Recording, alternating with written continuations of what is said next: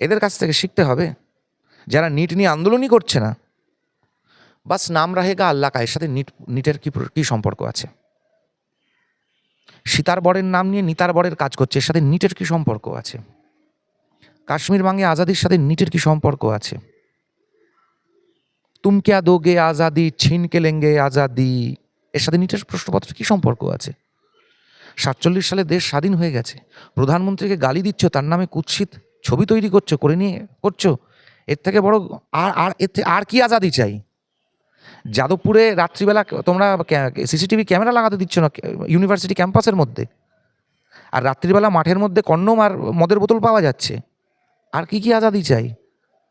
ক্যাম্পাসে আমাদের মদ খাওয়ার স্বাধীনতা আজ থাকা উচিত। মনে আছে ভিডিওটা ইউনিটির? হ্যাঁ, যাদবপুরের। আর কি স্বাধীনতার ডেফিনেশনটা কি? পয়েন্ট করে লিখতে বলুন তো, স্বাধীনতার ডেফিনেশনটা কি? সিপিএম নেতাদেরকে বলুন আপনারা স্বাধীনতার ডেফিনেশনটা কি সেটাকে লিখুন। স্বাধীনতার মধ্যে কি পড়ে, স্বাধীনতার বাইরে কি পড়ে? সিপিএমের কাছ থেকে স্বাধীনতা শিখতে হবে, স্বাধীনতার বিশৃঙ্খলতার মধ্যে তফাৎ। একদম তারা তো নানান রকম দেখাচ্ছে, তো তারা তো বলছে যে prime minister is spooky prime minister, Kuchu Puchu prime minister. এটা তো আমরা দেখতে পাচ্ছি, গোটা সোশ্যাল মিডিয়া জুড়ে তো চলছে। তো 4 গাছাই মদখোর মাতাল, আর 5 গাছা অশিক্ষিত মূর্খ, যারা নিজেদের ভাষাটা পর্যন্ত ঠিক করে বলতে পারে না। এই তো লোক গিয়েছে খালি গায়ে করে, ওপর থেকে বিরিয়ানি তিনি দিচ্ছেন, ওরা খাচ্ছেন। এই তো পাবলিক। নিউজ 16 ভারত, রাজনীতির অন্তরালে সত্যের সন্ধানে। মাত্র নয়, এরা কেন আন্দোলনে এসছে সেটা তো গোটা ভারতবর্ষ দেখে নিয়েছে। তাদের পাশে কারা আছে, তাদের সঙ্গে কারা আছে, ফান্ডিং কোথার থেকে আসছে, এত খাওয়ার কোথার থেকে এলো, এবং তাদের আসল উদ্দেশ্যটাকে। নিট তো তাদের আসল উদ্দেশ্য নয়। নিটের প্রশ্নপত্রের জন্য তো 5টা ছেলেও ছিল না, যারা ছিল তারা তো চলে গেল, যেটা তো নিট নিয়ে আন্দোলন নয়। আর নিট নিয়ে যেটা করে শুনুন, 3rd মে নিটের গণ্ডগোল হয়েছে, যেই জানতে পারা গেছে সরকার 3rd মে এফআইআর করেছে, এফআইআর করে অ্যাকশান নিয়েছে। 16ই মে ককরোচ জনতা পার্টির নাম নিয়ে একটা সংগঠন তৈরি হয়েছে। সরকার যখন অলরেডি অ্যাকশান নিয়েছে, তার 10-15 দিন পরে গিয়ে এরা একটা রাজনৈতিক হাল্লা করতে চেয়েছিল, কারণ মহুয়া মৈত্র সেখানে উপস্থিত দেখা গেল, অখিলেশ যাদবের বউ উপস্থিত দেখা গেল, অরুন্ধতী সুজেট মার্কামারা ভারত বিদ্বেষী দেখা গেল, স্লোগান কি উঠলো দেখা গেল। মোদি ভারতবর্ষের প্রধানমন্ত্রীর একটা অত্যন্ত নোংরা ছবি নিয়ে হাসি মুখে দাঁত কেলিয়ে শ্রীলেখা মিত্রর ছবি দেখা গেল। এই ছবিটাই, এই জিনিসটাতে, এই ছবিটার জায়গায় যদি শ্রীলেখা মিত্রর মুখটা বসিয়ে নিয়ে কেউ একটা ছবি করতো, তাহলে এতক্ষণে শ্রীলেখা মিত্র কি তাস খেলতো? মহিলার সম্মানহানি হচ্ছে, ভিকটিম কার্ড খেলতো। একটা দেশের প্রধানমন্ত্রী এরকম নোংরা ছবি করা যায়? এরপরেও এরা বলবে দেশে গণতন্ত্র নেই। যে দেশে প্রধানমন্ত্রীর এরকম বিকৃত নোংরা ছবি নিয়ে আন্দোলন করার সাহস কারুর থাকে, তাকে হত্যা করার প্রকাশ্যে কথা বলা যায়, উসকো মার দো, প্রধানমন্ত্রীকে মার দো বলেছে তো, শোনা গেছে তো। দেশের গৃহমন্ত্রীর সম্বন্ধে নোংরা কথা বলা যায়, বাস নাম রাহেগা আল্লাহ কা বলা যায়, সীতার প্রতি নিতার প্রতি নিয়ে কথা বলা যায়, যা ইচ্ছে তাই করা যায়। তারপরে বলছে দেশে গণতন্ত্র নেই। এটা গণতন্ত্র নয় তো আর কে গণতন্ত্র? সাংবাদিকদেরকে পেটানো যায়, মহিলা সাংবাদিকদের হেনস্থা করা যায়।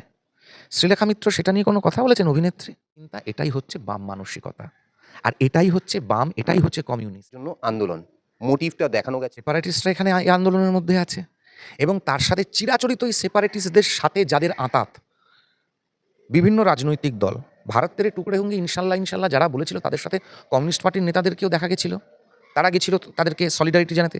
কিছু বলিউডের অভিনেত্রীও গেছিল, রাহুল গান্ধীও গেছিলেন, আজকে মহুয়া মৈত্রকেও দেখা গেল, সাগরিকা ঘোষকেও তাকে সমর্থন জানাতে দেখা গেল। মানে এই নেহরুভিয়ান লুটিয়েন্স যে গোষ্ঠীটা, কায়দা করে একটা ইংরেজি অ্যাকসেন্টে বাংলা বলা কিছু বাঙালি, যারা নিজেদের ভাষাটা ঠিক করে উচ্চারণ করতে পারে না, এই আতলামিটা দেখিয়েছে আমাদের একটা বিরাট সোশ্যাল স্ট্যাটাস আছে, আমরা খুব বড় হনু। এই যে ভাবটা, এই ভাবটা মহুয়া মৈত্র সাগরিকা ঘোষের মধ্যে একটা আছে। সাগরিকা ঘোষ তো ইংরেজিতে লেখা বাংলা পড়ে পার্লামেন্টে দাঁড়িয়ে, ঠিক করে গড়গড় করে বাংলাটা বলতেও পারে না, কিন্তু আমার নিজেকে বাঙালি বলে পরিচয় দেয়। মহুয়া মৈত্রের অবস্থা ততই বছর, পার্লামেন্টের ক্রেডেন্সিয়াল কী হয়েছে সে বিশ্ব সংসারে সবাই জানে। তো তো এই ধরনের লোকেরা যখন থাকে, এরা হচ্ছে ভারতবর্ষকে বিক্রি করে নিজেদের রুটি সেঁকনেওয়ালা পাবলিক। শুরু হয়ে পশ্চিম বাংলা এসএফআই এর নেতাদেরকে দিতে হবে যে শুক্রবারের কোন হাট থেকে আন্দোলন করার জন্য নিয়ে এসেছিল এদেরকে। এই আফরোজ থেকে আরম্ভ করে এদের সবাইকে এসএফআই নিয়ে এসেছে। এর মধ্যে অনেকে খুব পরিচিত। ধর্মেন্দ্র প্রধান তো পদত্যাগ করে দিয়েছেন। তো গত পরশুদিনকে সাংবাদিক পেটানোর দায়বদ্ধতা নিয়ে কি এসএফআই এর নেতৃত্বরা পদত্যাগ করেছেন? ধর্মেন্দ্র প্রধান নিটের গন্ডগোল হয়েছে জানার পরে অ্যাকশান নিয়ে যাদের সাসপেন্ড করা তাদেরকে করে নিটের এক্সামিনেশন নেওয়া করিয়ে ছেলেমেয়েদের পরিবারে সেলিব্রেশন করিয়ে পদত্যাগ করে দিয়েছেন। তাহলে ঝ্যাঁটার বাড়িটা কার মুখে পড়লো? মোদীকে ট্রোল করতে গিয়ে ভদ্রলোক রাত্রিবেলা শুধু মোবাইলের ফ্রন্ট ক্যামেরাটা সুইচ অন করে একবার সোশ্যাল মিডিয়ায় এলেন, পুরো অ্যালগোরিদম সেট হয়ে গেল, 12টা বেজে গেল পুরো। উপরন্তু 2 মিলিয়ন ভিউ আরও এক্সট্রা ফলোয়ার অ্যাড হয়ে গেল। তাহলে অকাতটা কার বোঝা গেল? কার অকাত আছে আর কার অকাতটা নেই। তিনি প্রথমেই বলে হ্যালো ফ্রেন্ডস। তো একদম তারা তো নানান রকম দেখাচ্ছে। তো তারা তো বলছে যে prime minister is spooky prime minister, Kuchu Puchu prime minister. এটা তো আমরা দেখতে পাচ্ছি, গোটা সোশ্যাল মিডিয়া জুড়ে তো চলছে। তো 4 গাছাই মদখোর মাতাল আর 5 গাছা অশিক্ষিত মূর্খ যারা নিজেদের ভাষাটা পর্যন্ত ঠিক করে বলতে পারে না, এই তো লোক গিয়েছে খালি গায়ে করে ওপর থেকে বিরিয়ানি তিনি দিচ্ছেন, ওরা খাচ্ছেন। এই তো পাবলিক। তারা কি স্টুডেন্ট? না, তারা কোথায় আন্দোলন?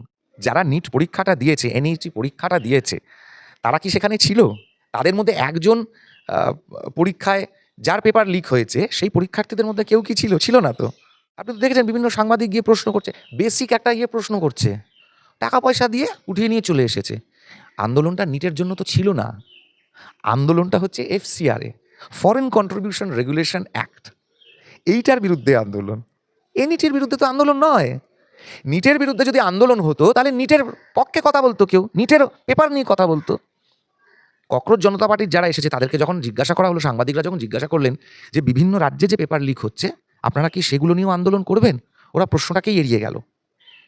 একজনকে নিয়ে এসেছিল মোদিকে গালাগালি দেবে বলে, সে বৃদ্ধ বয়স্ক লোক, সে সবাইকে শাসন করে দিয়েছে, না মোদিকে গালাগালি দিয়ে লাভ নেই। তাকে আমি দেখেছি এত বছর গুজরাটে কাজ করতে। Foreign contribution regulation act FCRA, যাতে দাঁড়িয়ে এই যে বিদেশি ফান্ডিংসগুলো আসে, রিলিজিয়াস কনভার্সনসের জন্য যে অর্থটা আসে, এগুলি বন্ধ হয়ে যাচ্ছে। এবার এই যে এনজিওগুলো টাকাগুলো পায় তারা ক্যাশ স্পেন্ডিং করতে পারবে না। FCRA বিলটা যেদিনকে পাশ হবে 7 দিনের মাথায় দেখবেন সমস্ত আন্দোলন বন্ধ হয়ে গেছে।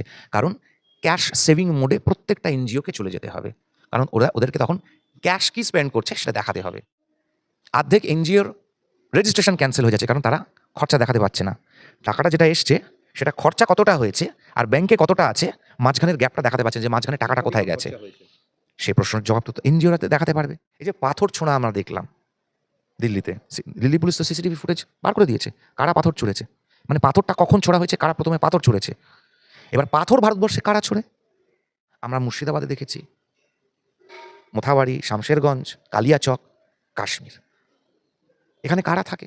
কলকাতাতেও দেখতে পেয়েছি সাংবাদিকদের পেটানো হয়েছে, কাদের নাম এসেছে, কারা আইডেন্টিফাইড হয়েছে, ভিডিওগ্রাফি ফুটেছে। সমস্ত মিডিয়া বুরুজ থেকে আরম্ভ করে Kolkata port, Garden Reach, Rajabazar, একদম মার্কা মারা। কেন পরিবর্তনের প্রয়োজন ছিল বাঙালির? এটা হচ্ছে তার কথা। দেখেছি কলকাতাতে সেদিনকে এদের দল সামলাতে পারে না, তারা ক্ষমতায় আসার স্বপ্ন দেখছে কোন স্পর্ধায়, কোন ক্ষমতায়, কি করবে ক্ষমতায় এসে? তারা নিজেদের দলকে সামলাতে পারে না।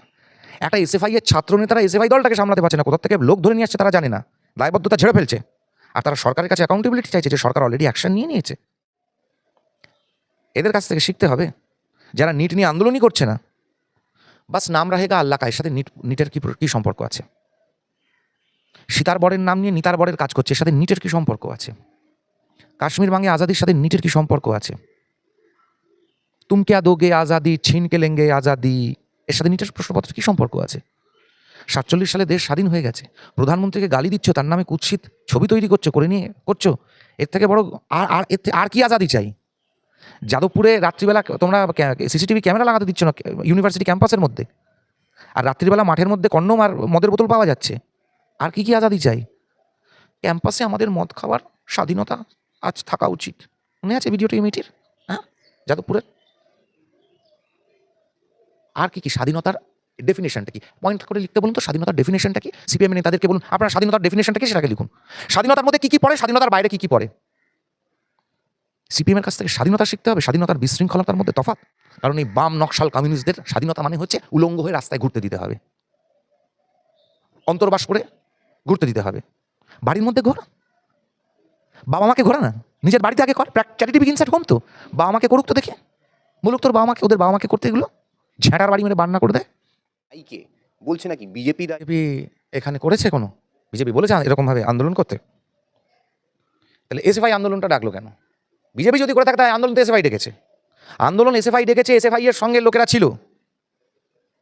বিজেপি এখানে কোথা থেকে দায়ী হলো? বিজেপির ঘাড়ে দোষ চাপিয়ে দেওয়াটা খুব সহজ। বাপের ঠিকাদের ঠিক নেই, বাপ ঠাকুরদার নাম বলতে পারবে না, তারা বিজেপির ঘাড়ে দোষ চাপিয়ে দেবে।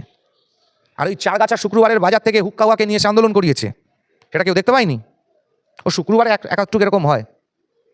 তো সিপিএম তো তাহলে মমতার একই রাস্তায় হাঁটছে। সমস্যা হচ্ছে এখন বিজেপির ঘাড়ে দোষ চাপাতে হবে, কারণ সিপিএমের তো এখন মুখোশ নেই। যদি এফসিআর এর ফান্ডস বন্ধ হয়ে যায়, ক্যাশ ক্রাঞ্চ হয়ে যায়, তাহলে এই আন্দোলনজীবীরা আন্দোলন করবে কোথার থেকে? পাথর ছুড়বে, পাথর ছোড়ার জন্য তো টাকার প্রয়োজনীয়তা লাগে। এক পাথর ছুঁতে 500 টাকা, এই টাকাগুলো কোথার থেকে পাবে? আমরা তো কাশ্মীরে দেখেছি, শুনেছি তো, কাশ্মীরে 500 টাকা করে লাগে। যদি ক্যাশ না থাকে, জোকের মুখে নুন পড়েছে একেবারে, কার্বলিক অ্যাসিডটা ঠিক জায়গায় পড়েছে, গলগল গলগল করে সব বেরিয়ে আসছে একেবারে।